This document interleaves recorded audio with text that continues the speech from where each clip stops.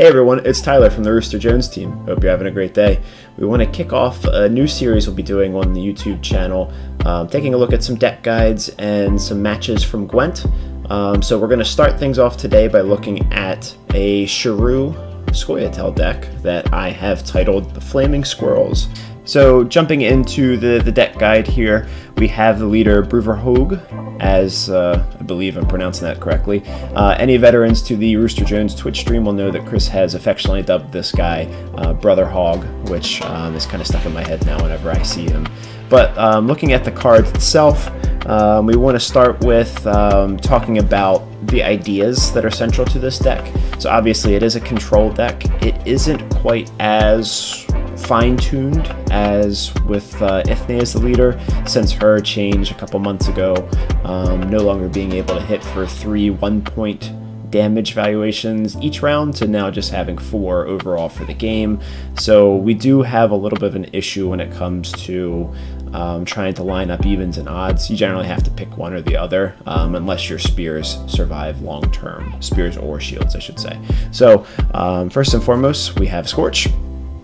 And we also have 2 epidemics to help control the board at a one time. Generally round 1 you want to try to get at least one of the epidemics or scorch off, because you don't want to end up in round 3 with having all of these cards plus a Schirru that generally starts to lose value over time. So Schirru is obviously the headliner, the heavy hitter for the last card. So Schirru works best, in my opinion, when he is the last card played, either from your hand or for the game overall. So you want to save him for round 3. So just as a little bit of assurance to make sure you end up with Schirru, since there is no actual thinning in this deck, we do have marching orders to help pull Schirru. So the one problem that does create in the Scoia'tael faction is if we look down at the bottom here, you end up having to play cards like Farseer, which I'm not the biggest fan of, but the 4-point Scoia'tael area isn't so great. So, you know, thinking about using healers or the peasant militia, they're all 2s. There are also some removal cards in the Scoia'tael deck that are 1s, but the problem is marching orders then gets interrupted. And you end up not being able to pull Schirru 100% of the time if you have other 2s in there, or definitely not if you have other 1s in there. So you want to try to make do with cards like Farseer, so that means you have to include a couple special cards. At the very least, it is a solid 4 with the potential to be a 6, so not so bad. Looking at some of the other cards we have in the deck here, we have a Pitfall Trap as an artifact, we have a Thunderbolt as an artifact, we have 2 Scale Shields that we talked about a little bit earlier. We have a Petrie's Filter, which helps to work on cards like the Elven Swordmaster, and also with Hattori to bring an artifact back, generally in the second or third round, depending on how the first round goes. You do have your 2 spears, shackles. It's always good to have a lock in the deck to try to negate some sort of an opponent strategy. Spores, kind of toying around with leaving this one in. I like the idea and what it provides for a deck. It's another area where you can hopefully control. It could be a very vital last play card as well if you had to use Schirru earlier in the game against decks with like the Woodland Spirit to help negate whatever that bonus is. And then finally we include 1 Sapper for artifact removal and a couple of Dragoons here, which are always nice to bump cards that are row locked onto the other row. So all in all, just recapping this deck here, we're looking at going pretty hard in round 1 to try and win. It definitely helps if you are able to start and get the tactical advantage. The one area where this deck is a little bit weak is in terms of overall tempo. So if you run into a high tempo deck that is all different values, your epidemics and scorches don't really work. You could be in a little bit of trouble there in round 1 especially.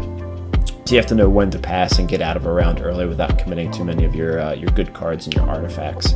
Ultimately, though, you want to try to string 3 or 4 artifacts together at the start of long rounds, so that way if opponents, especially opponents with removal heavy decks, they'll have to play those cards, those removal cards, when there aren't points on the board. So basically have to waste whatever those removal points are. Additionally, you can almost guarantee that most decks these days are only running 1, maybe 2 artifact removals. So whenever you're starting around, whatever your first artifact you put down is, you should be pretty well prepared for that one to get wiped off the board. So in this deck here, I generally think that the scale shield is maybe the least valuable, but I definitely don't want to throw something like one of the filter, the thunderbolt, or the spears. Really, I think the spears give you a lot of value over time, whereas the shields, they can help boost cards out of range. They can also help catch up. So it's really a toss-up to how you like to play. For me, the shield is generally the first artifact to go. So with that said, we'll take a look at some example matches, and yeah, hope you like it. And if you like the video, make sure to like and subscribe, and we hope to see you back next time. Thanks. I'm gonna go pretty hard for round 1 to win it. Round 2, you can try to push. The deck doesn't necessarily make its money off of tempo, so it doesn't really work so well in that regard. And then round 3, obviously, just line everything up as much as possible for Schirru. But round 1s, you basically just want to keep control of the deck. So, plus with these redraws, I don't know if I've played with this setup yet, so let's see. Okay, the lowest unit from your deck. Just Schirru. Okay. I think it's going to manipulate my... I think we're okay. That's generally Nilfgaard's going to manipulate my deck. He's going to manipulate his. So we start first. So we're going to go ahead. Generally, whatever artifact you put down first, you want to almost assume that it's going to get removed. So I have the shields in here. They're nice, but I don't value them quite as much as a spear. So we'll see. So you hope he's got 1, maybe 2 removals for artifacts. So if you can get both of those out in the first round, you're doing pretty well.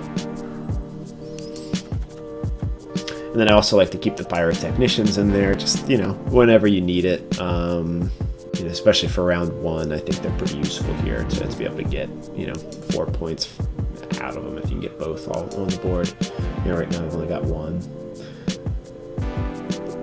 But this deck has a pretty high degree of difficulty to get used to because you do have epidemics in here. You have scorches. You mad? Don't say that. Same. So there's 1. Like I said, you almost assume that there's going to be 1 that's going to get toasted. So that's fine. So we'll go ahead and just drop another. 7 minute 2. We'll see what we end up with. I know that there's a few of these cards in the Skellige deck. You know, you put in things like Bear, Marauder, all that good stuff. So I'm hoping he has at least a Marauder in his hand that he'll have to use at some point to do damage to himself. But there's a lot of cards that float right around that 2 or 3 mark that we're going to try to take advantage of with an epidemic, hopefully, in this round. Now, I don't have a ton of artifacts to make this work, so to be a little clever in how we get this done. So I'm assuming because he's kind of stalling a little bit, either he doesn't know the deck very well, or he's got some cards that are dependent, removal cards that are dependent on me playing something. So the other point of this deck is you want to try to force your opponent into playing removal cards when there aren't removals. So this is fine.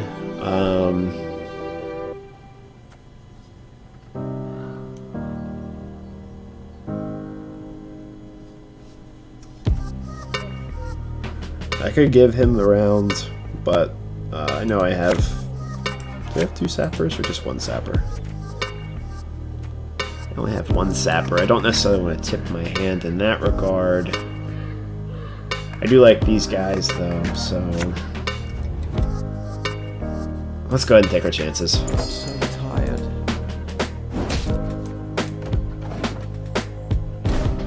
Yeah, so a short round 3 doesn't really benefit this deck all that much. Pushing, you're not really going to get too much joy out of it.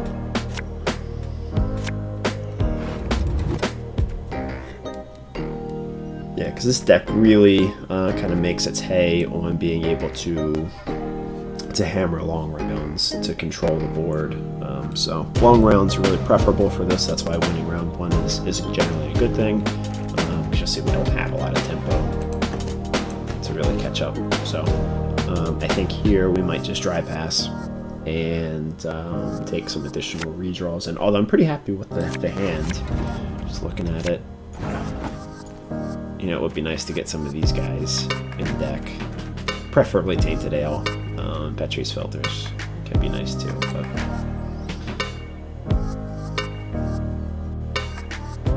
yeah, I don't really have anything I want to play at this moment. So I've already burned 1 or 2 of these guys. Plus we're looking at a situation in round 3 when I can run the opponent 1, 2, 3 cards in. And I'm happy with this. I'll set up a really long hold 3, and we'll see who's better. And I'm hoping I'm negating some of his strategy about putting stuff in graveyards and all that, so we'll see.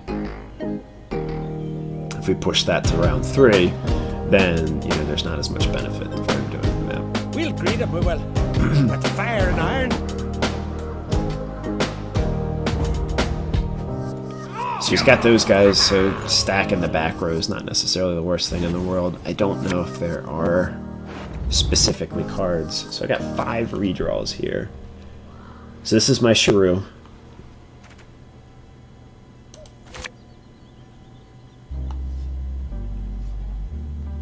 It depends.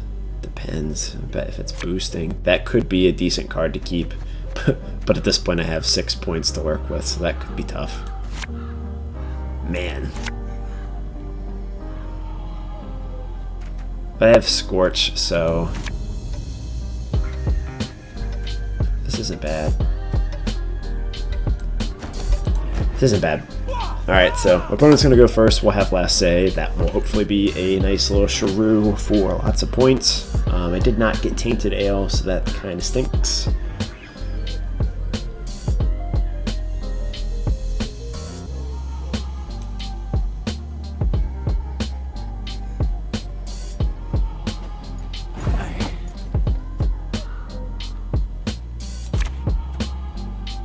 I'm going to play Hattori here. To outshine all others. Hopefully he'll survive long enough to get this going. So he can get his order ability, but I don't know. I plan on him not being around the entire game, let's put it that way, so, or the entire hand here. So play him first. Hopefully I'll be able to get his ability off before he gets killed, and if he hangs around it like as a 1, I can always use a spear to take care of him. But hopefully I'll drop 2 spears here and eliminate the bear. Will be the next play, methinks.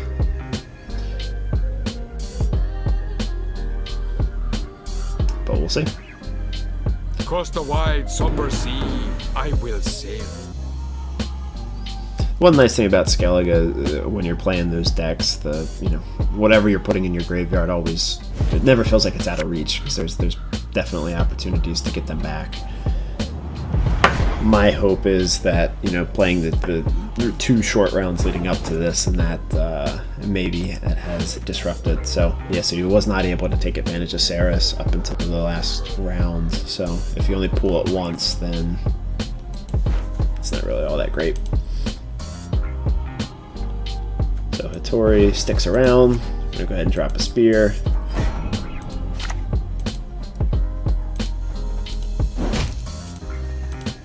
We want to be careful about killing things, because obviously there's ways for the Skellige deck to bring things back. So Hattori survives, which doesn't always happen.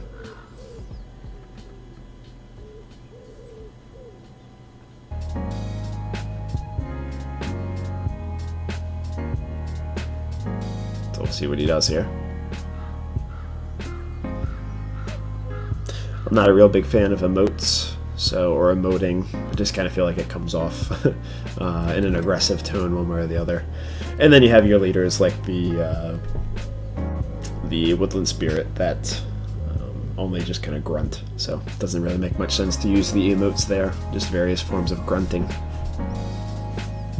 But But yeah. Not get in the way of me axe. Yeah, so the strategy is we're going to try to not kill anything.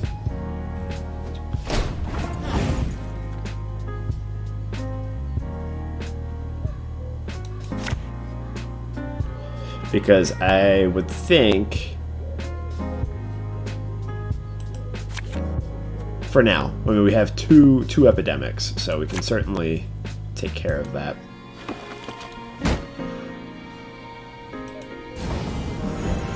So I'm just going to see if I can boost Hattori to like a 5-point range. That's generally a safe spot, especially since the Schirru is harder to hit on. Blood everywhere. So actually we've got a pretty good opportunity here. We'll see what he dumps into the graveyard.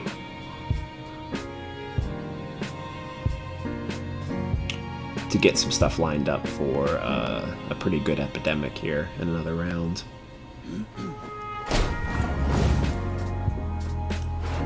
So he didn't... Oh, he misplayed him. Oh, he misplayed Darren, so it's unfortunate.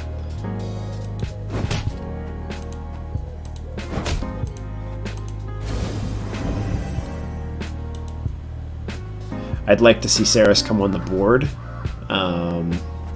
because then that would give me the opportunity to lock her, so she can't keep coming back. The only unfortunate thing is the lock does 3 damage, and her being a 4 value, that leaves a 1, so that does potentially mess up epidemics and whatnot. So let's say it's really unusual that Hattori sticks around this long in a long round. Generally, there's a removal, but you know, I'll take it.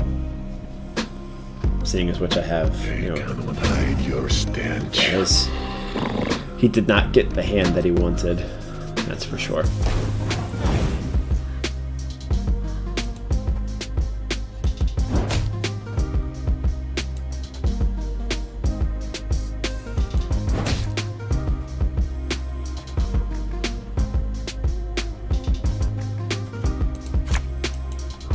Let us sing the song of steel. So that's almost inviting one of his Marauders. So maybe we can get him to use his leader ability for one of those Marauders. Not Marauders, what are they called? Ancrate Warriors to be pulled out here. As of right now, he can pull Saris or that guy. So I'm not giving him the opportunity to, although he doesn't have any Warriors on the board, so his leader ability is not going to be for a whole lot of good. But again, that's one of those situations where you kind of feel that the Swordmaster is not going to make it.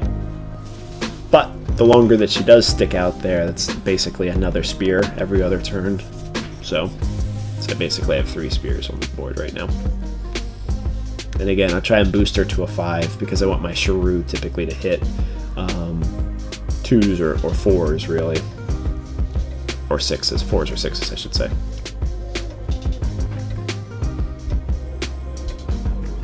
Let us put our steel to the test. That's kind of what happens with those guys. Alright, so I need to...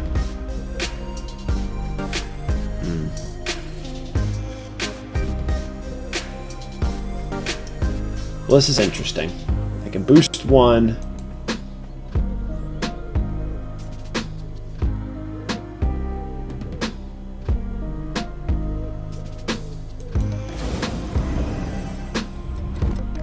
Need to save up to 2 for Schirru. Let me just go ahead and kill Darren.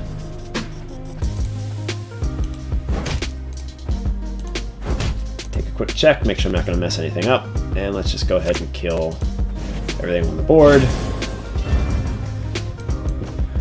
It's good. Worst comes to worst, I can always boost Morkvarg up another point and take a 6-point Scorch. It's not the best, but it helps.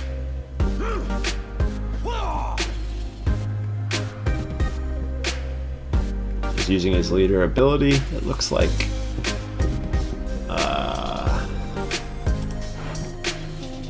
The only warriors, you can pull a Marauder, which still has a chance of hitting. Oh, and he misplayed that guy. That's unfortunate.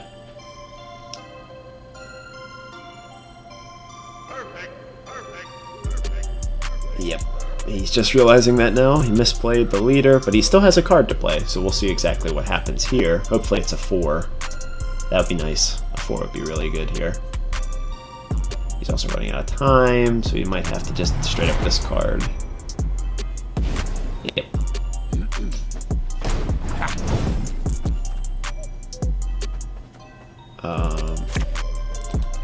So I'm going to go ahead and lock Saris just in case he has some kind of like end game strategy, and then take her off. So she is locked. She will not come back. I'm going to boost my Swordmaster. Hit that guy. So one of these epidemic scorches or Schirru is really just not going to have much to do. The second epidemic is something I toy with in this deck. So you know that there's a unicorn in there.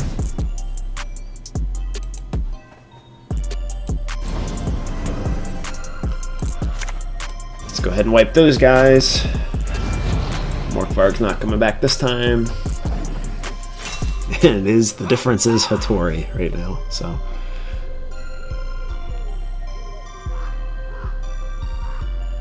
So we'll see.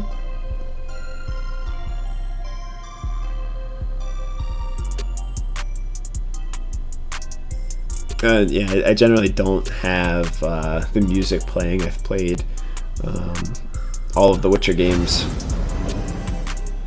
That was beautiful. I don't have a target for Scorch.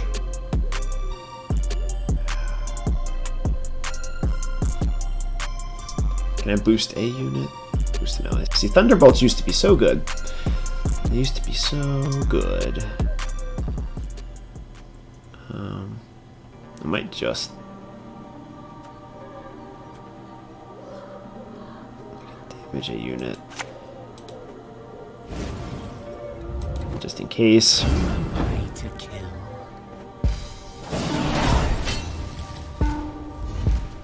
There you go. So that worked out pretty well.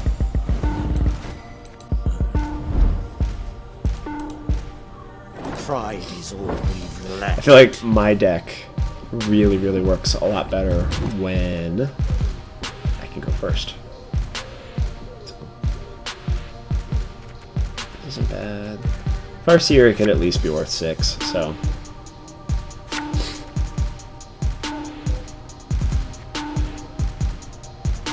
1, 2, 3, 6.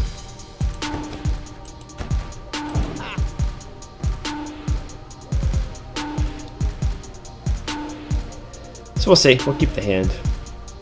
We'll pay men back for their persecution.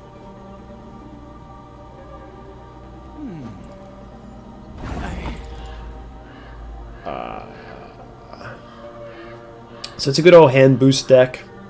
This one has a lot of even cards, so that's good. I'm just going to play the Farseer here. I foresee victory for you. That's probably the card that you least want to reveal. Of all 15, that's not the one. Really don't like the reveal mechanic. Death to humans! Yeah, I think the reveal mechanic is pretty silly.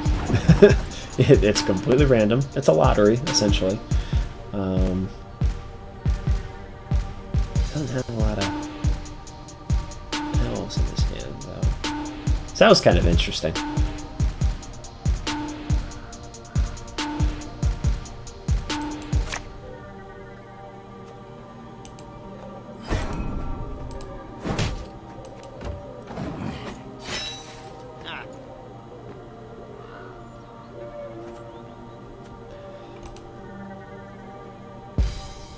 Yeah, I think some of the limitations of this deck are that the artifacts got changed around, some of them. Like Thunderbolt, for instance, obviously the value changed, but also only being able to point it at an ally and not across the way to help line things up. You know, I think that really hurt it. I think the leader changed with Eithne, because Brewer is good, but he's not quite as good to deal with evens and odds and whatnot. So the multiple burst ones was really good.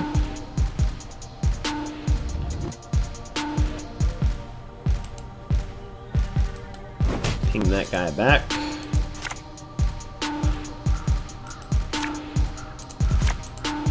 Have you seen a fuse lying about, have you? I'm not confident that I'm going to win this round, so we'll see.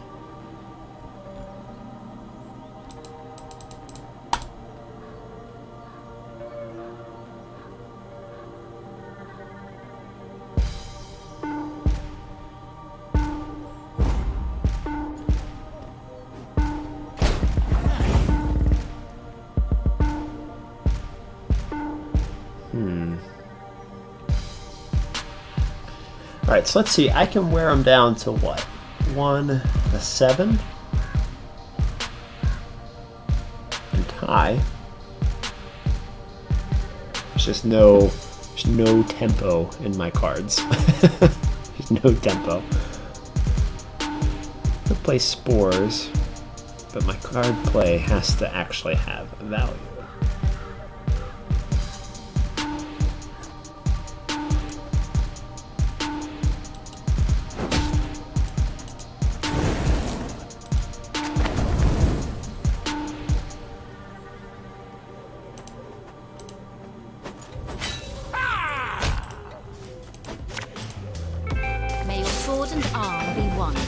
That's not so bad. Really is going to require us to have Tainted Ale to have a chance, but it's good to have this situation here. I do know that there are engines upcoming, so I did not have to commit both spears in that round. Pretty confident of a dry pass here. And we'll see how that goes.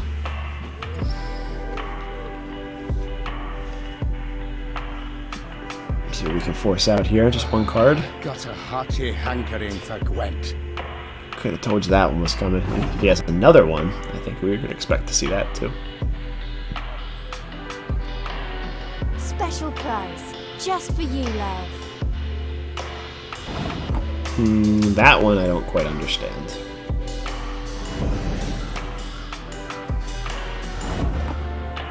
If only I had a lock. I don't remember what those smugglers' resource cost is, but I feel like it kind of shortchanging it a little bit there. All right, so I don't think that deck really runs artifacts. I don't have a way of getting Schirru, so that's problem number one. Spores could be nice for a long round. Probably don't want 2 epidemics.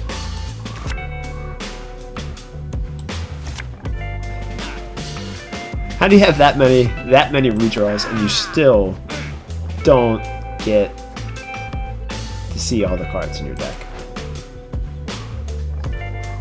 Silly. So yeah, this is going to be pretty challenging. I just played 1 the last round, so I know that. Onward, Fryhead! That one kind of forced my hand a little bit. Kind of had to do it. I trust no one. Never have. So Milva's probably our Scorch target, because she is immune. Can't lock her either, so...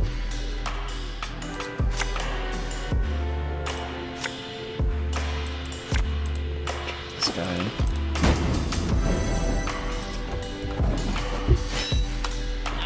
Get him out of that 4-point range, which I know a lot of these cards are going to be in.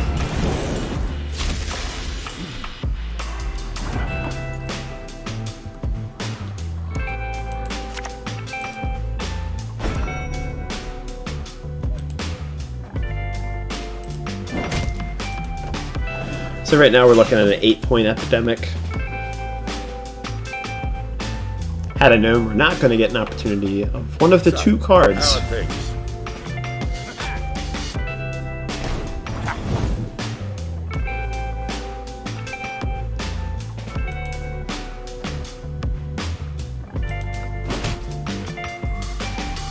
Take my 12-point epidemic.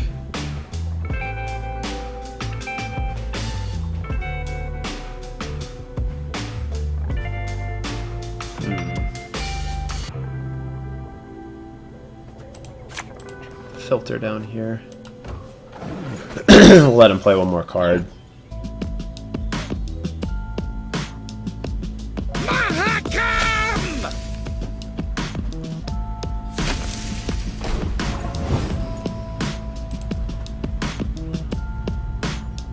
That is actually going to advance at the same rate as Milva, so that could be okay.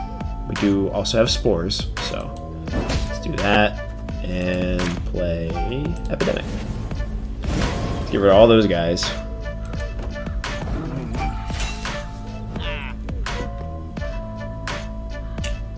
And we should be able to keep them pretty well in line, which is nice. Maybe hit Swords I Squirrels smile the next at, play. weapons laugh to scorn.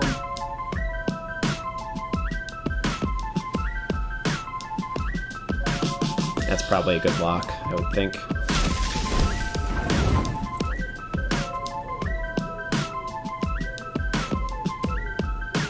It's the only card on the row, and already boosted. He has boosted already, so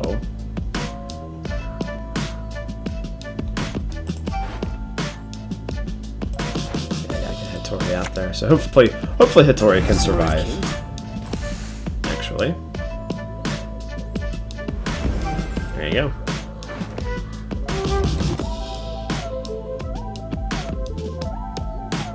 I want to be able to...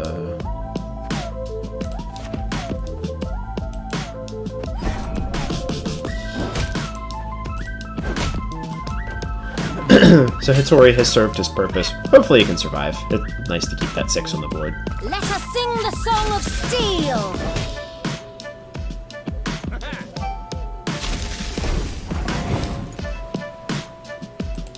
Let's go ahead and take care of this.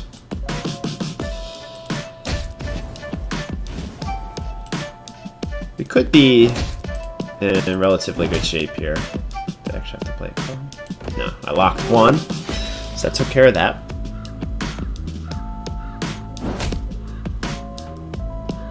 He might only have one of those engines. I feel like he does. Playing it at this point kind of limits what it can do.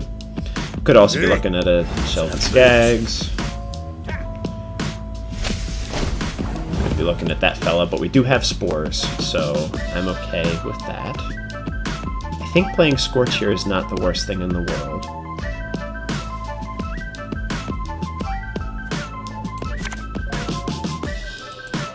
Uh-oh.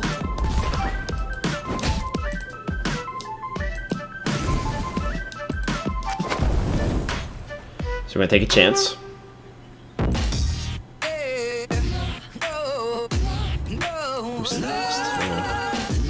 Maybe I'll get lucky, and they can line up at a 9. Bloody neckhand. It's a million bucks. Oh boy.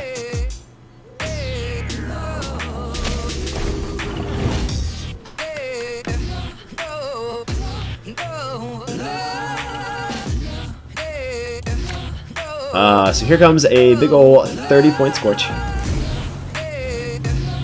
That could not have worked out any better. Let's hit this dude up. A little bit of damage there. Although I might want to have left that. We'll see.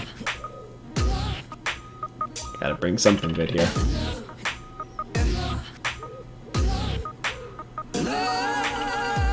Come to Pappy!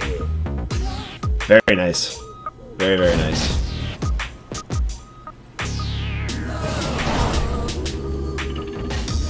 Oh no, he was a 5, so I think that would have been a 3. So it would have been enough to win with just the card play there. Alright.